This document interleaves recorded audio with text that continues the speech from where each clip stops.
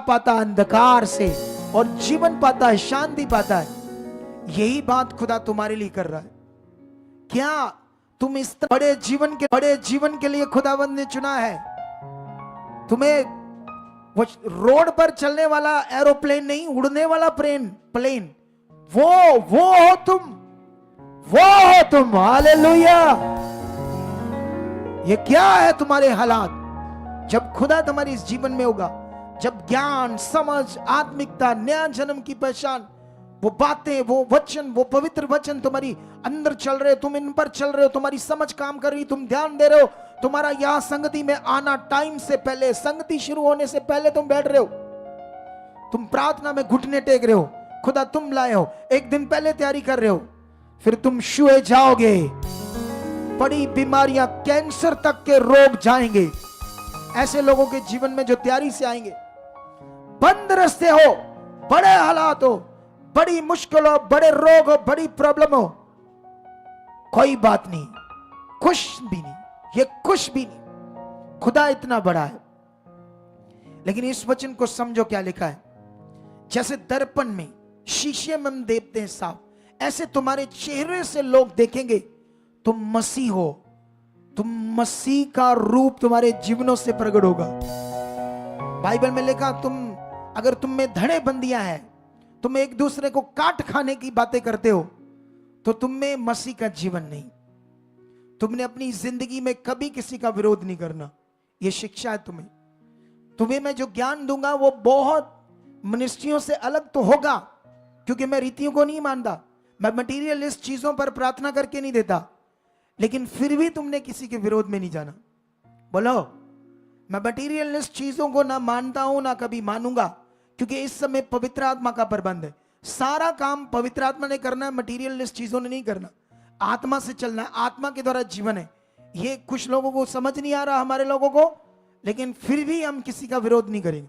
इस ज्ञान को तुम्हें सिखाएंगे, बढ़ाएंगे और तुम जबरदस्त आगे जाओगे। हालेलुया। हम एक और वचन पढ़ेंगे इसी का, चैप्टर 10 कुरिन्थियस का 10 से 1 से पढ़ना शुरू करेंगे, 6 तक लगातार। मैं वही पौलुस जो तुम्हारे सामने दीन हूं, परंतु पीठ पीछे तुम्हारी ओर साहस करता हूं, तुमको मसीह की नम्रता और कोमलता के कारण समझाता हूं। वाओ, क्या कह रहा है ये परमेश्वर का पवित्र वचन। कहता है, मैं वही पौलुस हूं जो तुम्हारे सामने दीन रहता हूं। इसका मतलब अगुआ भी दीन रहता है, सोचो। और पीठ पीछे तुम्हारे सांस करता हूं। ये बड़े फिगरेटिवली वचन है, इनकी अखंडता को समझना होगा। हालेलुया।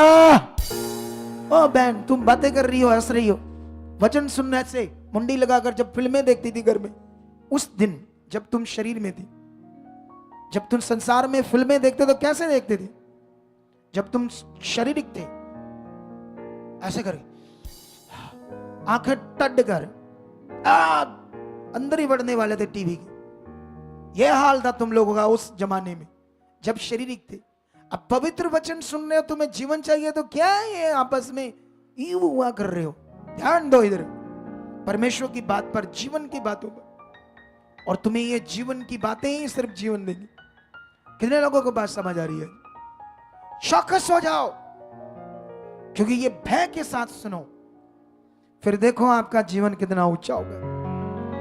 कुछ लोग क्यों बार बार प्रेयर कर दो, मर गए लुटे गए, प्रेयर कर दो। पकड़ नहीं है, ध्यान नहीं है, फेथ का नियम अंदर नहीं है, परमेश्वर में बढ़ने का ध्यान, समझ, फोकस नहीं है। इसीलिए बार बार मन खराब, बार बार प्रे, बार बार हालात, ये हालात, वो हालात, पकड़ नहीं है, ध्यान नहीं है। खुदा ने जब अपना काम पूरा किया तो यीशु मसीह ने कहा, इट इज कंप्लीट, सब कुछ पूरा हुआ, तुम्हारे लिए, मेरे लिए, सारे जगत के लिए। और जो खुदा ने पूरा किया है ना, उसमें हम कुछ ऐड नहीं कर सकते। किसी चीज को प्रार्थना करके मैं ऐड कर दूं, ये लगा ले तेरा भला हो जाएगा, ये लगा ले तेरे वो हो जाएगा, तो ठीक हो जाएगा। ऐड ये है, चल मैं यरूशलेम गया, वहां से मिट्टी ले आ, अच्छा वहां से जर्दन का पानी ले आ, वो बड़ा वो यीशु जिसमें स्नान किया, बपतिस्मा लिया, ये वो जर्दन, ओ वाली जर्दन, ओ जिते यीशु ने ना बपतिस्मा लिया जर्दन नदी, ओदा पानी हो वट कर दू तेरे। ये ऐड है, ये ऐड कर दिया मैंने, तुम्हारे लिए ऐड कर दिया। यीशु ने जो काम किया वो कंप्लीट है, उस पर विश्वास करो और ताकत को देखो, सामर्थ को देखो। लेकिन ये ध्यान देना पड़ेगा, ये ध्यान देना पड़ेगा, क्योंकि शरीर से आत्मा में आना पड़ेगा, क्योंकि शरीर की चीजों पर मन लगाता है और आत्मिक आध्यात्मिक आत्मा की बातों पर मन लगाता है। आत्मा की बातों पर, मैं जो तुम्हें सिखा रहा हूं ये आत्मा की बातें, ये शरीर की बात नहीं है। मुझे ये प्रचार करना दुनिया में थोड़ा सा कठिन है, क्योंकि कठिन के बड़े कारण है जो तुम्हें अभी क्लैरिटी नहीं दे सकता। लेकिन खुदा तो है ना जिसने मुझे खड़ा किया, जिसने मेरी बुद्धि खोली है, वो है तो ये उसका प्रचार दुनिया में बहुत तेजी से जाएगा। लाखों करोड़ों दुनिया बचाई जाएगी और सामर्थ काम करेगी और ताकत काम करेगी। कितने लोगों को यह बात समझ आ रही है? लेकिन यहां पर यह वचन को सुनो ध्यान से।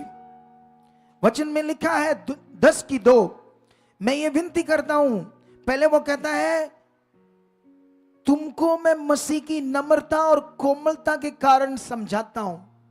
सोचो, वो प्रेरित पौल कुछ लोगों को जो शरीर में थे, शरीर की चीजें कर रहे थे, कहता मसीह की कोमलता, मसीह की नम्रता।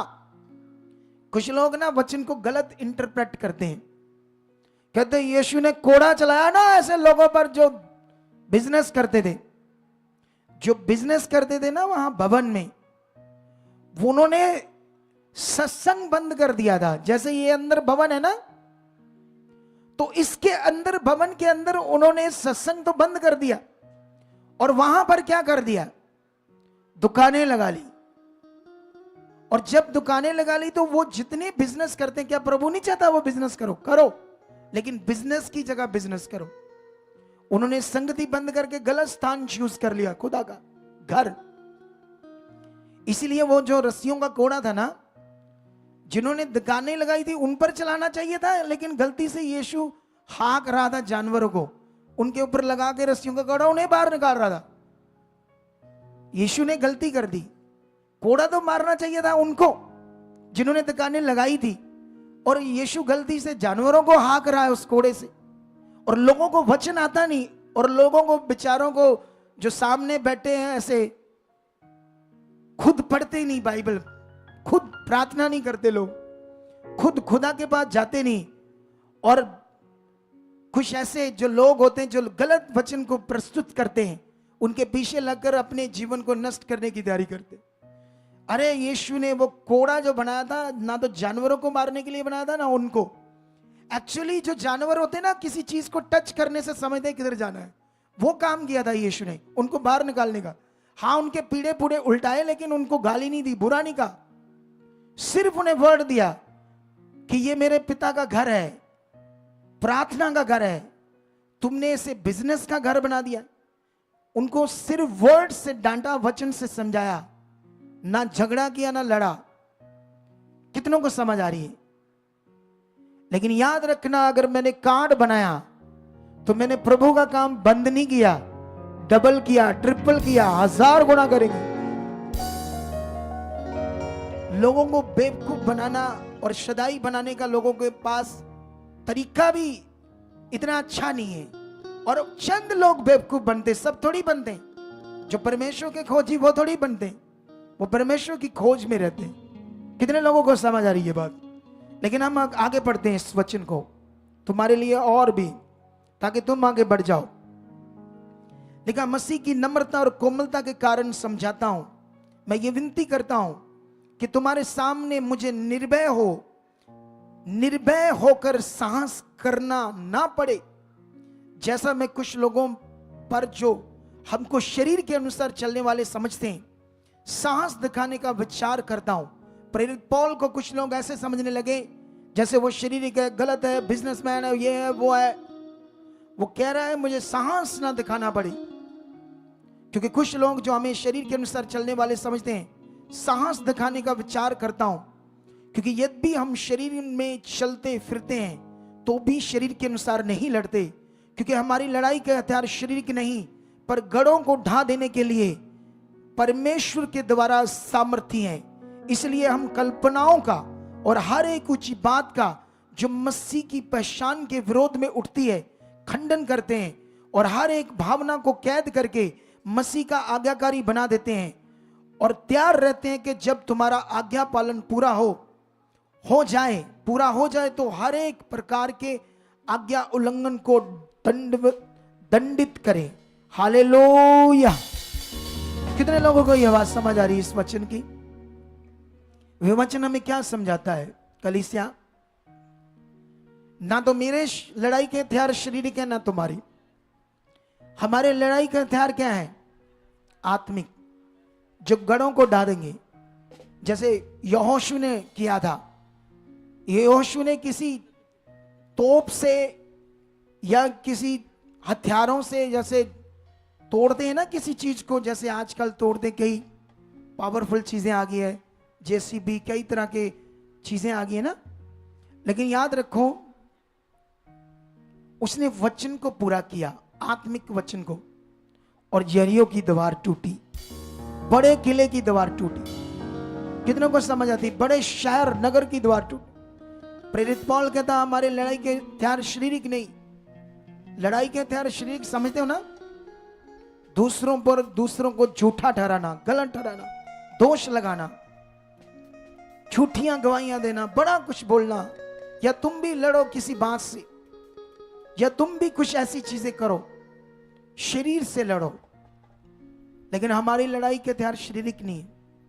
प्रेम, नम्रता, सत्य पर चलना, क्षमा करना, ज्ञान देना, लोगों को अपने जीवन से, अपने मसीह जीवन से जीतना, यह है हमारे लड़ाई के हथियार, जो गढ़ों को हम ढा सकते हैं, इतनी पावर को प्रकट कर सकते हैं।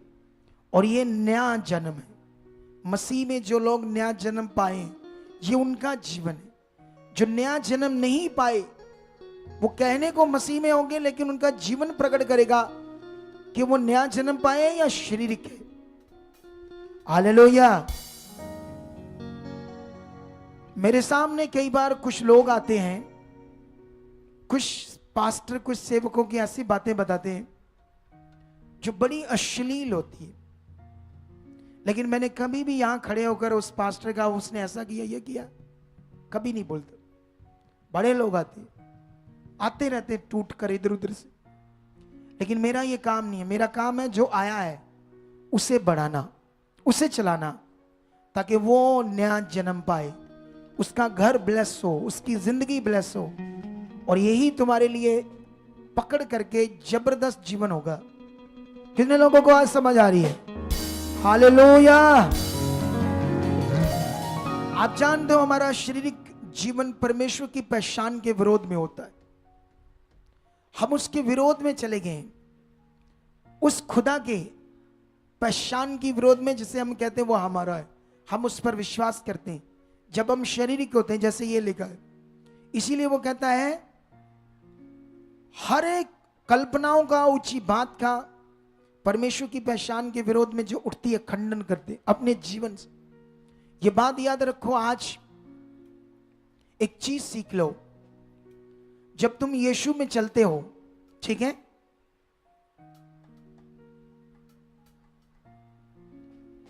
आप जानते हो, एक तुम्हें उदाहरण देता हूं आज, इस उदाहरण को पकड़ कर रखना।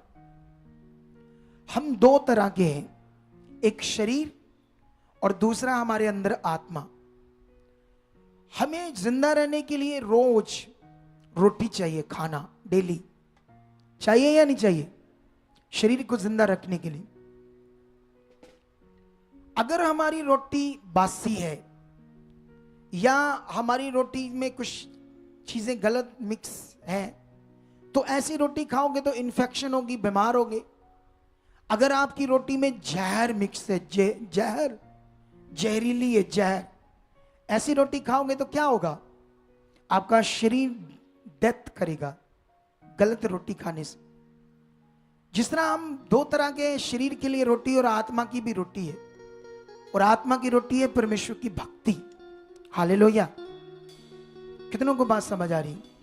शरीर की रोटी गलत खाने से हम मरेंगे, लेकिन आत्मा की रोटी भी गलत अगर खाएंगे, जैसे मान लो इस दुनिया में लोग पत्थर की पूजा करते हैं, जानवरों की पूजा करते हैं, वो आत्मा की गलत रोटी है, उनकी रूह नष्ट हो जाएगी, क्योंकि वो मटेरियल की भक्ति कर रहे हैं, उस ताकतवर परमेश्वर के नहीं जो जीवित है, जो है, क्योंकि उनको पता नहीं, उनको ज्ञान नहीं है।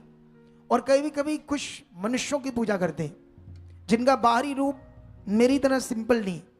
जैसे मैंने पैंट शर्ट डाली है, तो मैंने पैंट शर्ट डाली है, तो मैं जब मार्केट में जाऊंगा तो मुझे कोई देखकर कहेगा मैं संत हूं? बोलो, बोलेगा? क्योंकि मेरा संत साधु वाला पहरावा नहीं है, सिंपल है। क्योंकि बाइबल हमें बाहरी रूप की बात नहीं करती, इसीलिए मुझे अपने जीवन से खुदा को प्रकट करना है, और वो हो रहा है। हालेलुया। और इस दुनिया में लोग मनुष्यों की पूजा करते हैं, जबकि वो इंसान है। ये पीर बाबा क्या है? इंसान है, और लोग उनकी पूजा करते हैं, उनको पता नहीं बेचारों को। कितनों को बात समझ आ रही है? अरे अगर आप जो मनुष्य है, जो इंसान है, जो परमेश्वर नहीं है, उसकी पूजा करोगे तो आपका आत्मा भी नष्ट होगा, क्योंकि आप गलत रोटी खा रहे हो आत्मा की। कितनों को बात समझ आ रही है? जब परमेश्वर का सही ज्ञान आपके पास नहीं होगा, अगुआ आपको सही ज्ञान नहीं दे रहा, तो तब भी आप आत्मा की रोटी गलत खा रहे हो। तुम शरीर में आगे पीछे जाओगे, हालातों में रहोगे, या अपनी इच्छा से आगे पीछे हो जाओगे। इसीलिए ये बातों को आज आपने पकड़ना है। इसीलिए ये वो कहता है, उन कल्पनाओं को, हर एक ऊंची बात को जो मेरे अंदर उठती है, मैं उसका खंडन करूंगा जो परमेश्वर के विरोध में है। हालेलुया। और ये बहुत हो रहा है अब मसीह लोगों में भी। बोलो, मसीह लोग भूल रहे हैं हम कौन है, किस लिए परमेश्वर ने हमें चुना, क्यों परमेश्वर ने हमें खड़ा किया है। इसके साथ साथ मेरा वचन लगभग पूरा हो चुका है। इन बातों को पकड़ना है, इन बातों से तुम्हारे लिए जबरदस्त जीवन आना है, क्योंकि खुदा की सामर्थ पावर तुम में काम करेगी। मैं जल्दी जल्दी तुम्हारे लिए एक दो वचन और पढ़ना चाहता हूं, जो बहुत छोटे हैं, एक आयत में पूरे हो जाएंगे, लंबा नहीं है, ठीक है। First कुरिन्थियों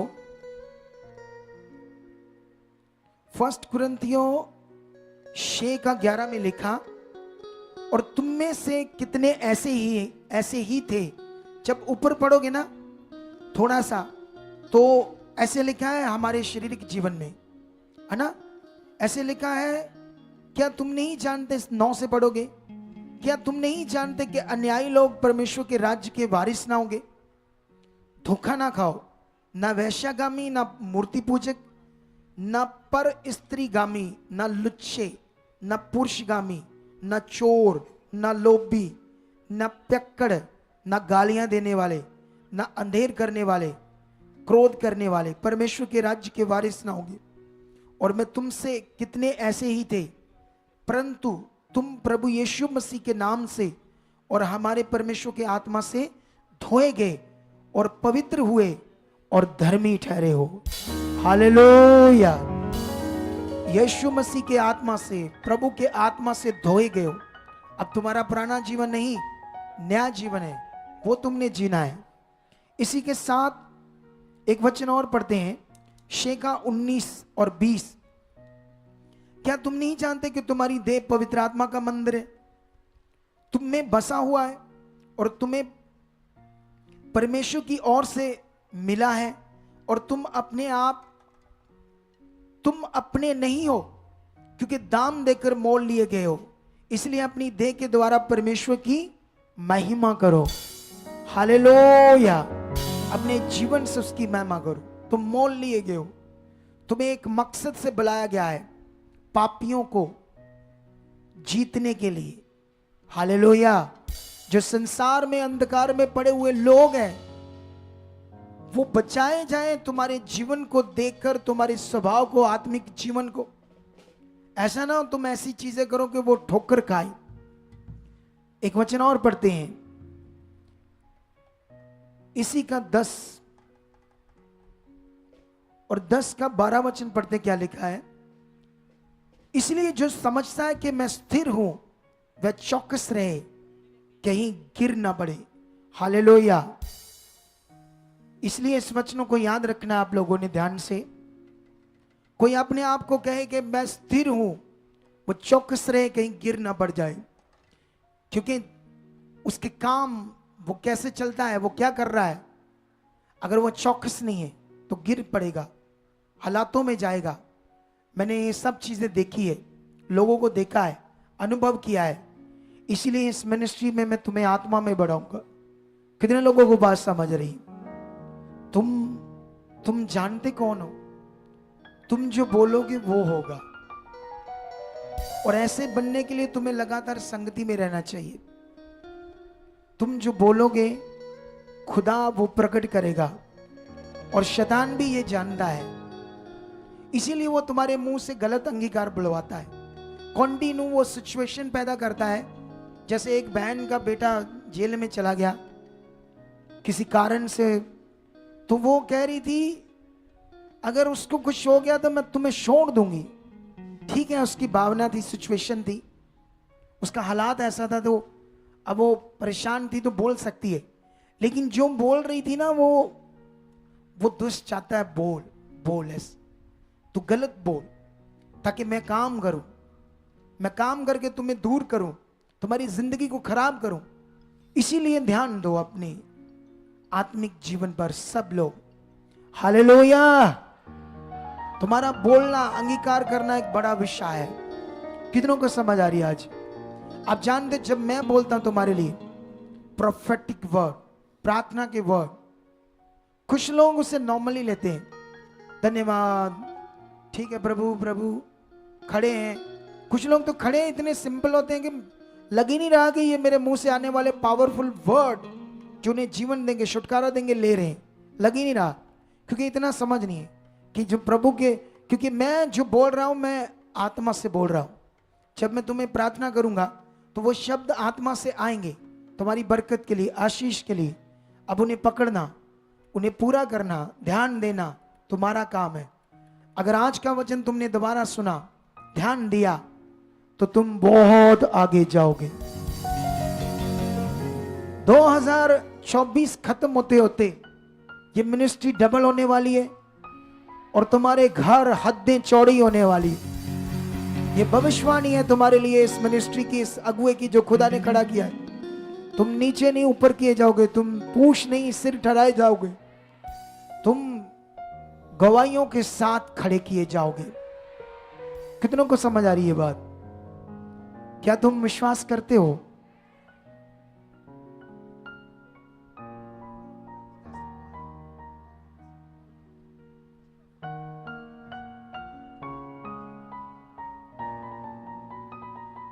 hallelujah.